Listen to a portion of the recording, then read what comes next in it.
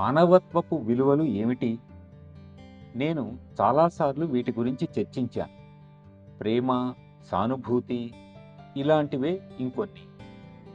మతాలను స్థాపించిన మహానుభావుల దివ్య గుణగణాలను శ్లాఘించినంత మాత్రాన ప్రయోజనం లేదు. నేను నిజంగా ఒక మతాన్ని అనుసరిస్తూ ఉంటే, నా మతస్థాపకుడు బోధించిన ప్రేమ, సానుభూతి, కరుణ, దయాగుణం అనే సూత్రాలను పాటిస్తూ సాధన చెయ్యాలి. అలా చేయకపోతే మనం నమ్మిన మతానికే ద్రోహం చేసినట్టు.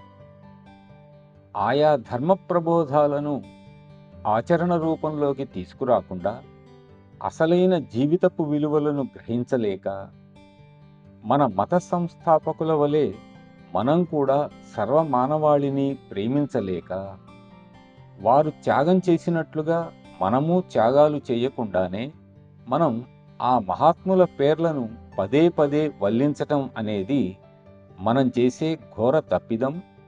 ఆత్మవంచనకు అది పరాకాష్ఠ.